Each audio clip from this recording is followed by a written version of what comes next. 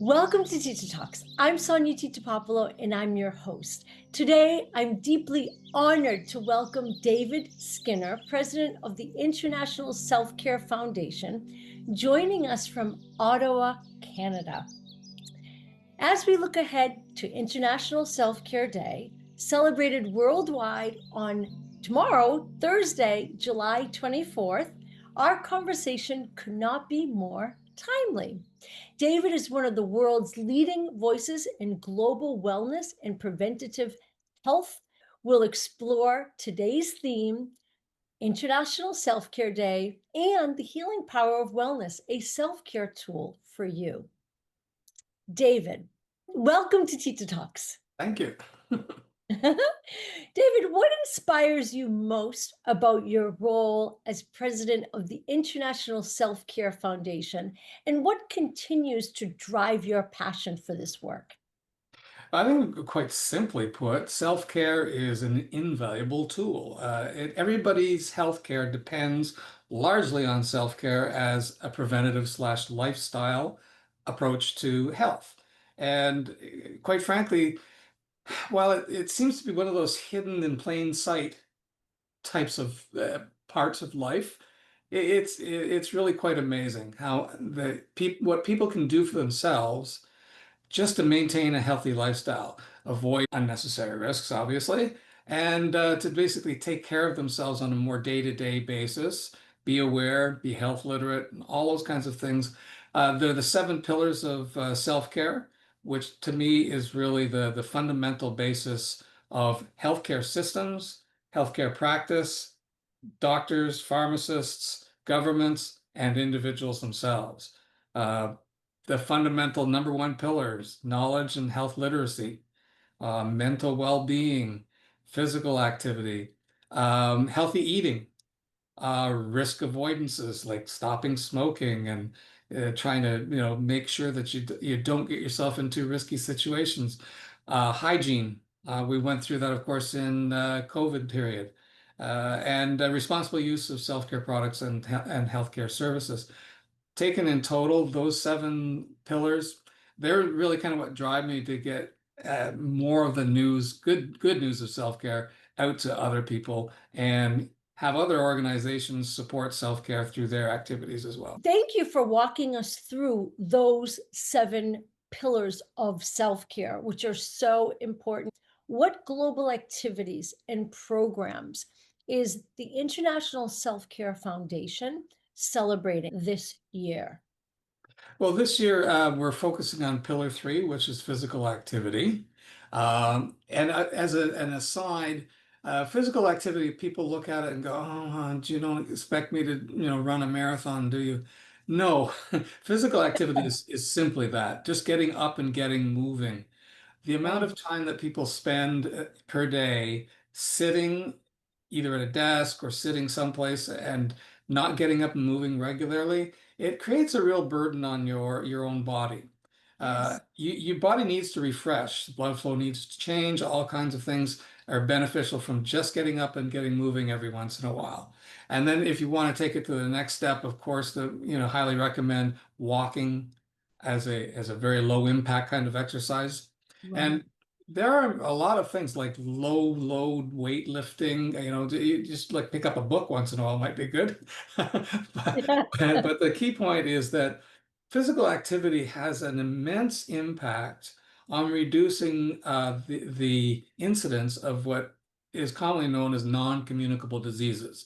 Mm, Heart health, lung right. health, bones, everything that has to do with your body that through inactivity, bad things start to happen. Right. Right. So physical activity has a very, very large impact on these non-communicable diseases. And, there's estimates that up to 75% of deaths worldwide are due to non-communicable diseases.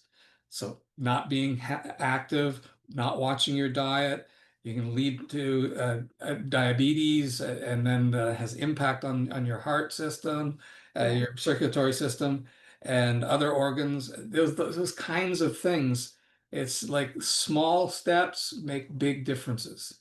Yes, well, every year I know that the International Self-Care Foundation, you have a theme, and there are themes like self-care is for life, get better with self-care, treat yourself to better health, self-care for all. And then, so David, what I'm understanding is the official 2025 theme is exercise, get moving, movement, right? Yeah. How does this build on the legacy, this global legacy? Yeah, so as one of the seven pillars of self-care, it's probably as fundamental as you can get. Um, Healthy eating, just brushing your teeth. We talked about hygiene, like oral Yes, health, all those kinds of things. They're very simple. And the magic of self-care is a lot of people do it and don't even think of it.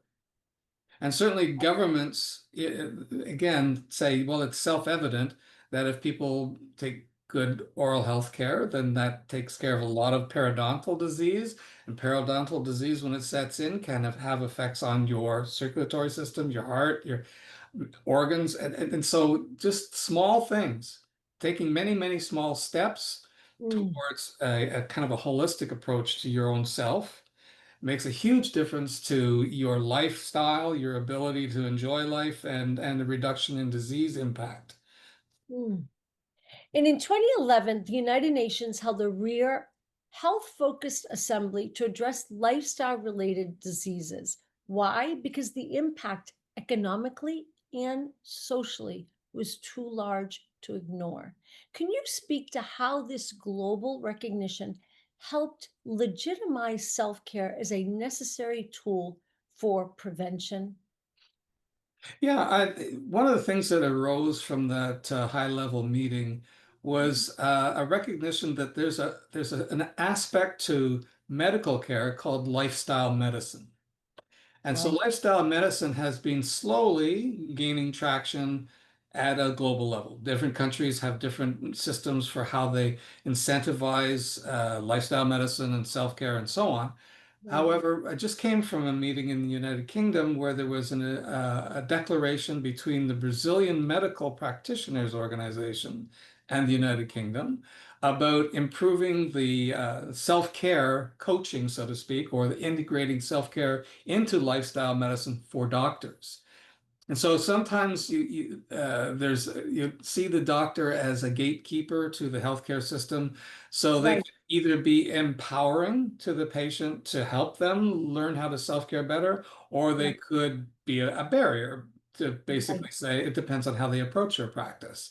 And so I right. think that really this notion of lifestyle change, self-care, things that we can do to control our own bodies, our own environment, and so on leads to a much bigger impact at the public health care system level and at the individual level. So obviously, if I'm keep I take better care of myself, I'm not presenting myself to the hospitals and the formal healthcare system as often, except for maybe serious, I get in a car accident or something serious happens, which allows them to focus more on the serious ailments and not on my minor ailments because that just becomes a shared responsibility for my health, for which I'm the director of that. So unless I'm totally unconscious after a car accident, I'll be the one that sort of kind of takes myself into the system or out.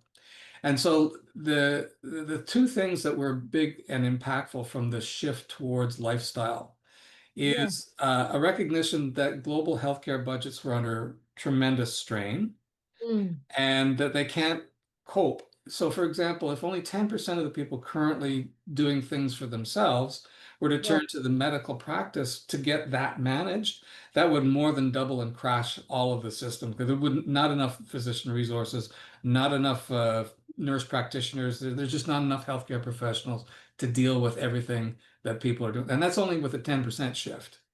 So if it wow. was worse, then it would absolutely be devastating. So the notion there was how do we move more people into this higher state of awareness, Yes, which includes health literacy, so understanding better when you need to see a physician, what you can do, how you right, should approach things, and then also encouraging better eating habits, risk reduction. And classically, I said I didn't understand why during COVID when we were doing things like hand washing, sanitization, distancing. Those are yeah, all self-care measures. but nobody ever spoke about them that way. They Right. Totally. Yes. just said these are things you should do, but they Right. didn't say that, this is, self-care. And that made a big difference to a Yeah. lot of people. It does. It makes a big difference to how people, not only how people react, how people perceive, right? Hmm. If they're told do something, maybe they'll be a little bit more, well, why should I do that, right? Whereas compared to if you, right, if you make it Yeah. more like this is about your self-care, this is right. Another big benefit of the lifestyle and kind of the coaching model for Yes. physicians working with their patients on how they can manage things Yes. is it does one thing very seriously. It creates a stronger relationship with the doctor and encourages and empowers the patient to take some charge. Whereas if you don't have that approach between physician and patient from both Right. ends, sometimes patients are afraid to tell their doctor X, or well, the doctor won't like it if I tell him that I'm taking this vitamin or something like that. And Right. so having that like kind of a continuous dialogue between practitioner and patient practitioner is enormously beneficial because now you get more things out in the open. Doctors now go, aha, maybe I see what the issue is here, or aha, I see that my patient is doing the right thing here, and I will encourage it more. Right. Right. And what do you recommend to people if they are trying to communicate with their doctor and their doctor is not receptive or supportive? What would you recommend? Don't give up. Don't give up on your doctor. Your doctor has got a lot of good knowledge and has a desire to help you. Yeah. Um, Communications is always a two-way street. Yeah. So, if your doctor is not too willing to speak to you about self-care, I think Right. probably just continuing the dialogue and don't give up. Yes. Although I got to say that in my experience, and my own physician is actually a kind of a model relationship. We both talk talk both ways about, what's going on in my life, what's going on in terms of my health, and where should we go, and what can we do to prevent, and so on. Uh, Yeah. Most physicians that I know actually like to have that conversation. Our difficulty is not the physician, it's not the patient, it's often the constraints that the system places around them. Oh, yes. So true. Mm. So there's an emergence of, say, lifestyle medicine and other practices, kind of philosophical practices Right. that they invest more time. So they say, before I even speak to you about treatment, I need to spend an hour just chatting to you about, what's going on, so I can have a holistic treatment. Now, some of those practice models work quite well in the setting that they're in, but as a broad reimbursable service under healthcare systems, it becomes almost impractical from the standpoint of, okay, if you take an hour with every patient, guess how many patients you can see? Not very many. Right. So the system kind of constrains it, and that's unfortunate. But over time, we see this evolution of those practice settings being a bit more balanced in terms of patient responsibility, physician responsibility, or whichever practice you're dealing with. Same goes for pharmacy. I mean, pharmacy offers lots of services. Some people are not even aware of them. It's Um, true. but pharmacists are great coaches for self-care. Absolutely. And so are nurse practitioners, and we have all kinds of resources out there, all of whom have an ability to help coach. Uh, Right. Whether they do it well is usually a result of either only one-way conversations or, yeah, the ability to keep the conversation going. Just never give up. Right. So we encourage our listeners to persevere and never give up. Indeed. In all of the things, I mean, there are many things that don't show immediate benefit. Right. Some that do, like quitting smoking, you get benefits from it, like literally within the first hour afterwards, and increasing benefits over time, right? But other things like, okay, I didn't brush my teeth today, maybe didn't do it yesterday. Okay, so these little things keep adding up, and you don't Right. see what the consequences are until there are consequences, right? Yeah. And the same Right. thing happens in reverse. You don't see the Yes. benefits Right. until there are clear benefits, but these things are invisible. Right. Number one kind of thing that I've looked at is when people get diagnosed with high blood pressure and their physician prescribes them an antihypertensive to deal with it, Yes. very good medicine, but the compliance rate is often very low. Why? Because people go, oh, on that machine, I get this number, and the doctor says that number is too high. I don't feel bad. And then I started taking the I don't feel any different taking the medicine or not taking the medicine. And so the compliance rate is with anything goes down if you don't see something as a result of it, whether it's a Right. benefit or a risk. But the Right. good thing about self-care is if you make it a habit, then you Yeah. get the benefits and you don't even think about it. You say, oh, you're healthy? Well, yes, I am. Thank you very much. What do you do? Well, not much. I just do this, this, this, and this. Yeah. I eat well. I get up and get moving. I take my medicines responsibly. I don't smoke. I limit my alcohol intake, all those kinds of things. Oh yeah, that's my lifestyle. And that's Right. why lifestyle medicine is getting such a boost. Yes. Well, you know what it is? I think that a lot of people ignore certain, just what seems obvious, but it might not be obvious to them. They ignore certain signs, and then that's when you can get into trouble. If you're not like taking these simple steps or best practices, little self-care practices or daily self-care habits that are best for each person, like whether it's the nutrition that's going to be beneficial, the exercise that's going to be beneficial, whatever those positive daily self-care preventative practices are. Mhm. When you hear of someone who's young and then they pass away, and well, they had such and such every day was happening, and then they ignored it, and you know so do you know what I'm saying? Yeah, and a lot of the things that seem simple enough Yeah. have multiple benefits. So stick with physical activity because that's the theme. Yes. Yes. People go, all right, I am physically active. Uh, Yes. that feels good. Oh, and you know what? To come to think of it, I'm generally in a better mood with more active I am. So when you think about mental health, it's tied to physical health as well, and vice versa too. If you feel really down, you're not going to feel like you even need to get out of bed. So these things are all meshed together, really quite tightly integrated. And all it takes is a little bit of focus on it. So awareness is the big thing. That's why being aware that self-care is a valuable tool for your healthcare, and Yeah. just getting started on that path. Yes, yes. So the WHO in 2013 to 2020, the Global Action Plan set bold targets, a 25% reduction in premature deaths from lifestyle disease by 2025. Yet we know those goals are only possible through individual participation, through self-care. What progress do you think we have made, and where do we go from here, David? Well, I think we've made progress, certainly, as I mentioned, in the lifestyle medicines community. We've made Yes. progress in awareness of the value of self-care, both at the WHO level, the United Nations, and most regulatory agencies in most countries recognize it. But as I said before, it's one of those things that's hidden in plain sight. A lot of things are done not with the intent to promote self-care, but with the actual impact that it does.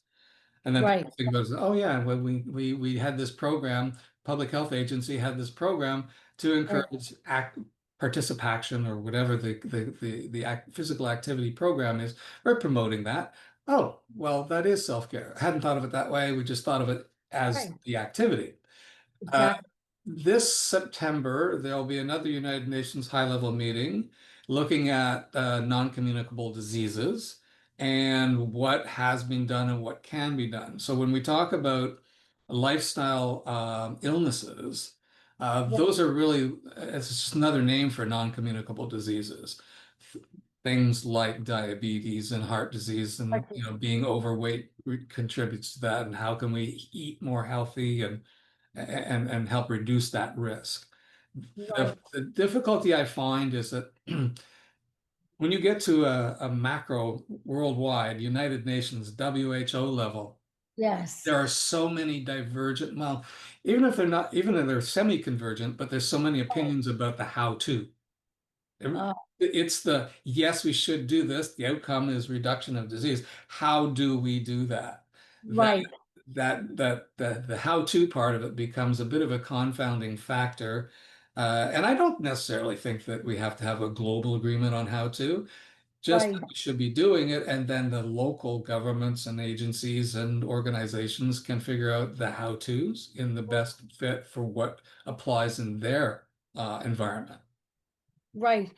The world has changed. AI is rapidly transforming how we live, work, and care for ourselves. How do you see AI reshaping, that's artificial intelligence, reshaping self-care and wellness, in particular, as we look toward the future in 2030? Yes, well, AI in its current iteration Yes. is still somewhat of an infant in learning. Mm. Um, you remember we used to always talk about garbage in, garbage out as a input output model. That if you end up getting AI that goes and sources a lot of information, but it's got no parameters to be able to validate what is, good information, what is not so good, then you get a mishmash of outcomes and it's not as reliable, or it could be actually counterproductive. So as Completely. AI grows in sophistication, it'll have more validation and checkpoints and ensuring that, the information that provides you is actually suitable for you, because AI is most helpful at the individual level. I would use AI to find out something that I need to know, or something about me, what I need.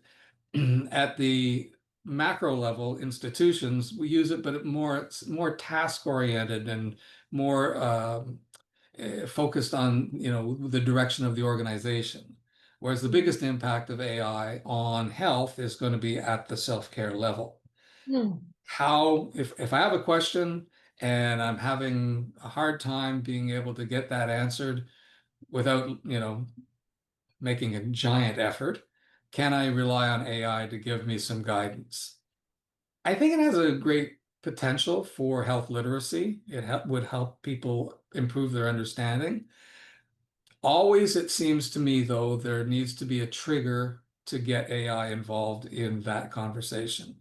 And that trigger is either something's gone wrong, oh, gee, look at this big red mark on my arm. I wonder what that is. Right. With today's technology, actually, I'll give you a little personal example. Happened to me just this week. There's a big rash on my ankles. Oh, okay. All I did was I took a picture of it with my phone, Yes. and then I Googled using the picture. And what Yes. came up? Came up, it's golfer's vasculitis, also known as the Disney rash. And what it is on really hot days when you walk a lot, Yes. creates this little red. It's just red. Can be Right. mine, isn't it? But that gives you some idea of how the current tools can help you. Do I panic, or does this seem to make sense to me? If it doesn't make any Yes. sense to me, I better go see my doctor. If it makes some sense to me, I might still mention my doctor. So I got this, but it looks like golfer's vasculitis, and I'm a golfer, and so on. And the doctor has a chance now to say, "Oh, that makes sense," or "Gee, I'm not so sure. Maybe you should come and have me look at it." So the AI is just, So, bumping that, and I did that just with, current technology, no AI involved, just really,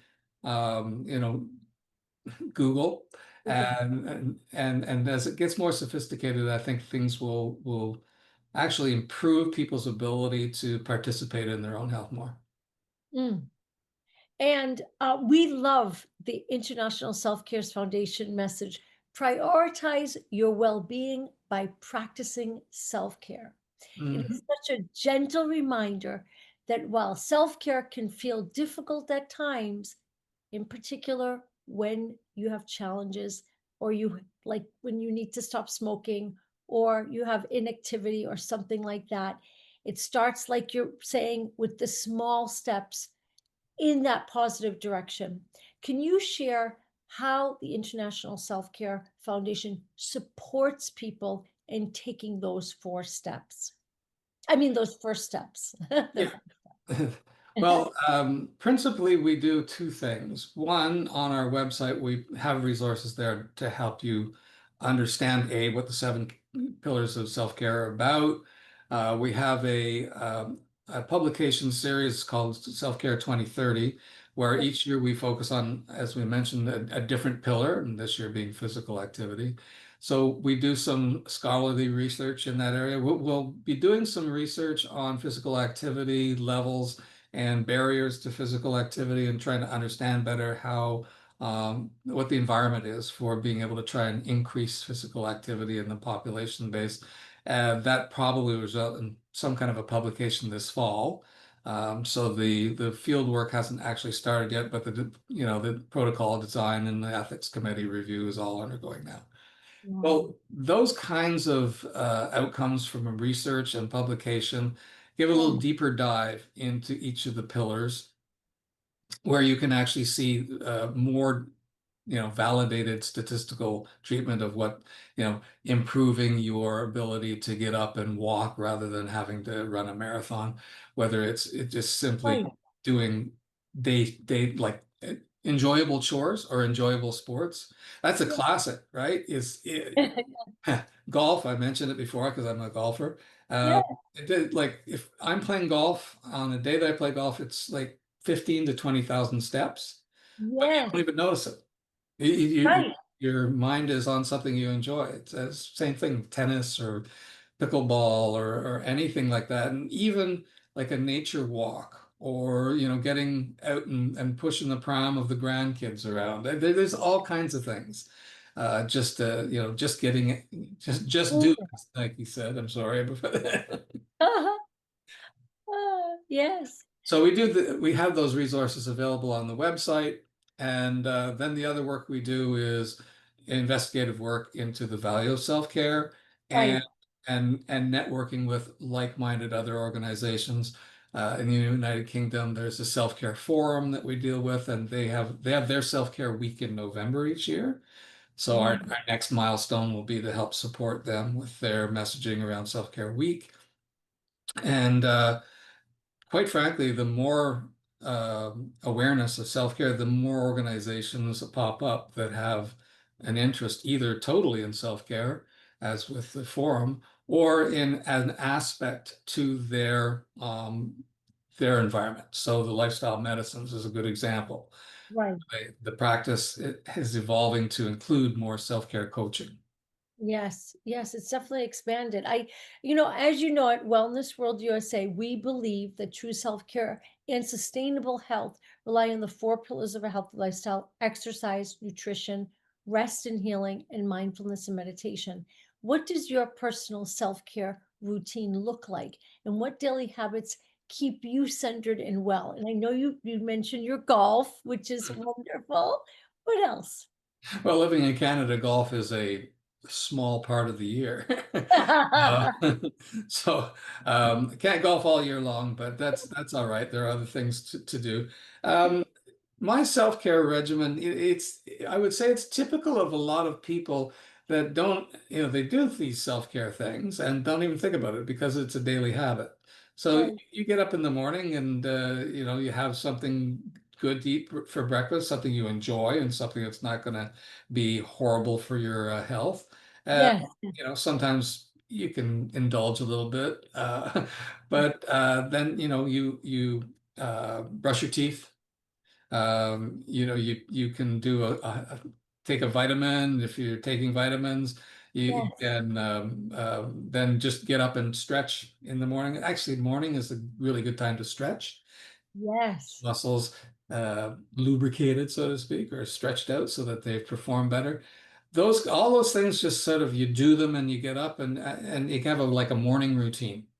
Yes, Then and a lot of those things just happen. They You just do them and you don't think that they're self-care, but they are.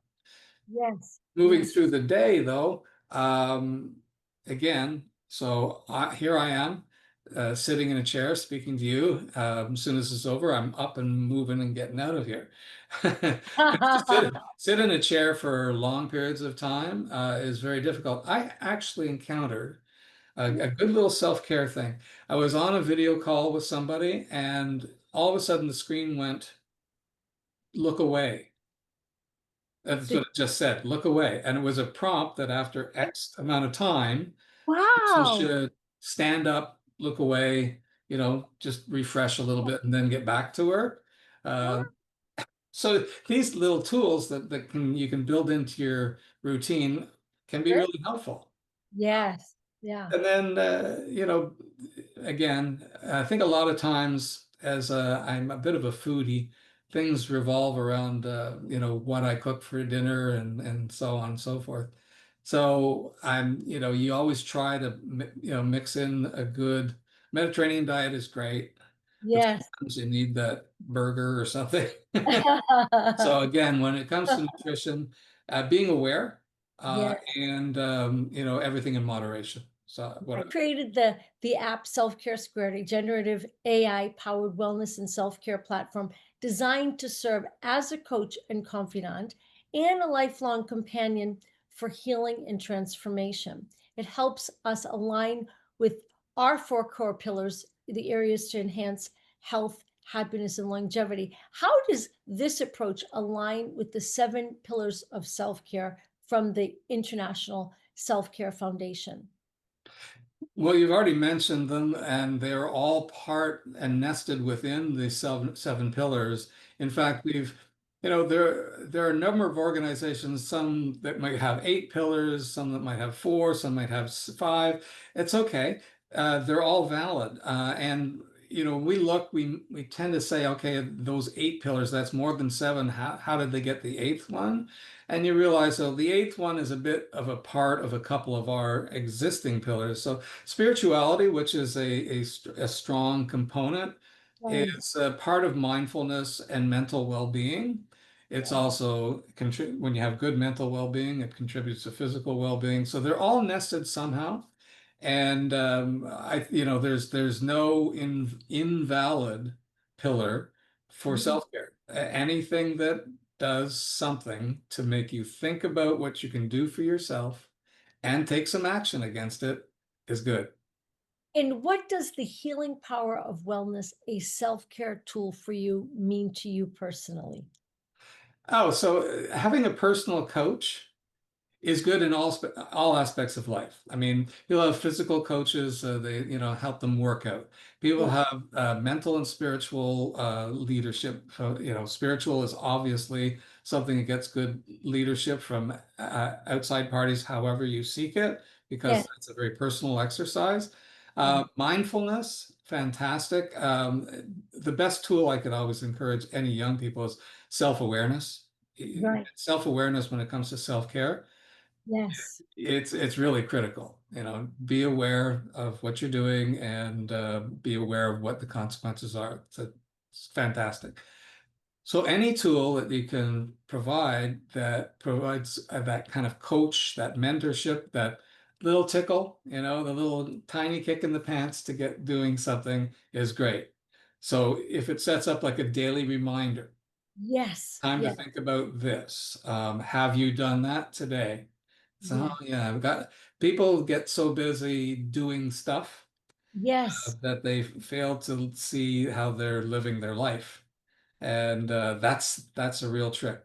So, if I were to ask, how can someone begin using self care as a tool to transform their life? They first become self aware, right? That would probably be the first step. Yeah, Like, yeah. but besides the seven pillars that you have, but like, if someone say, well, how do I start? How do I start with self care? Right? Become aware Well, and just the, keep going and use any the- of these tools available. Yeah, well, the old saying, I think, whether it's Confucius or not, that said the journey of 1,000 miles begins with the first step. Yes, Um, the yes, first step is being aware that you want to do something. yes, And so taking that first step, even if it's as simple as saying, let me do a search and see if there's anything out there.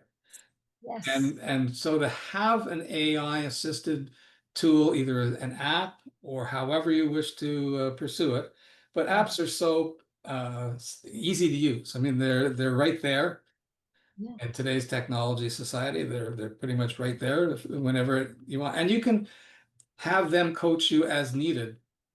So totally, if I particularly think I'm doing okay on XXX, but I'm not eating all that well, then you yeah, can have the app say coach you on the eating side of it. mm, So the fact that it's highly customizable yes. is great because again, self-awareness of what you're doing right and what you could do better at is the first step towards taking action to fire on all cylinders, as they say. And who or what inspires you to keep going on this mission to spread self-care to the world? Well, I think there are so many people out there that I speak with that have self-care kind of at their core value level. Yeah, It's either on a personal basis, yes, they're good self-carers, yes, or they have a self-care predominance in their thinking around how they deal with their environment. So if their environment is they're a policymaker in mm, government and they have a good self-care awareness of what self-care can do for that, then right. then I get excited when I talk to them and they say this is what I think we can do to help encourage more self-care. And providers. So it's really the matrix of people out there that have self-care as a value that's encouraging, because likes like. That's exciting. And finally, what is one essential message you would like to leave to our global audience about the importance of prioritizing self-care? Well, I think you touched on it. I mean, the first step to better living is better self-care. And the message I always give is you can take it in small steps. Yes, I You love don't that. have to eat the elephant all in one bite. Right. There are many ways to achieve self-care. And Yeah. again, self-awareness side, I mean, take just a quick inventory. Go look at the seven pillars, take an inventory, say, am I doing okay on my eating habits? Am I doing okay in reducing my risk? Do I wear a helmet when I ride my scooter? Whatever. Exactly. And then you take that inventory and see where there may be some gaps, and then Yeah. learn how to fill those gaps. How should I do this better? Do Mm, I need to walk? Do I need to run? Do I need to do, this amount of exercise per day? Or is that too much? So there's too much. Maybe there's not enough time for too much exercise. But am I doing too little is probably the more important question. So right. just take those small steps. The Yes. first step is take a little inventory, see how you're doing. Make a self-promise to fill a gap.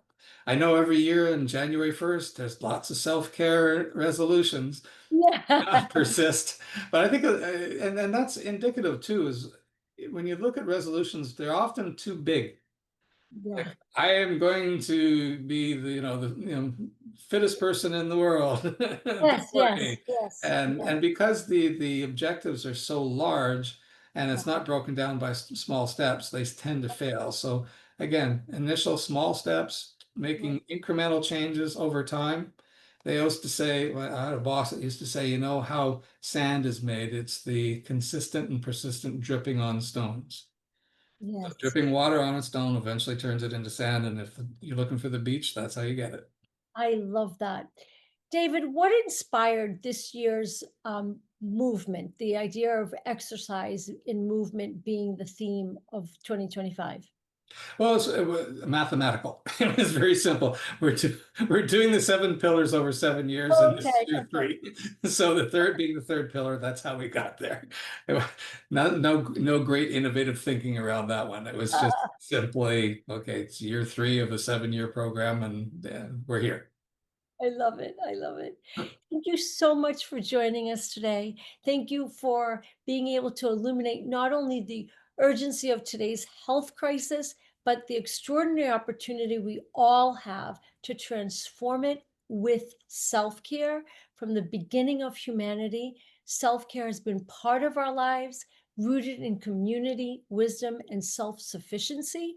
And now, with global frameworks like the Seven Pillars of Self-Care and platforms like Self-Care Squared, we hold ancient wisdom and modern tools right at our fingertips. And to our listeners, you can learn more about David's work in the International Self-Care Foundation by visiting www.isfglobal.org. For more from us, visit www.wellnessworldusa.com and titatalks.com, and follow us on Instagram at Wellness World USA, at Tita Talks Official, at We Love Tita Talks, and at Sonia Tita Popolo. Let's celebrate International Self-Care Day 2025 with knowledge, intention, and action. Because when we take care of ourselves, we create the conditions to take care of one another. Self-care is not a luxury, it's essential, and it starts with you. And David, any last final words? No, I love your summary. Thank you. Thank you. Thank you.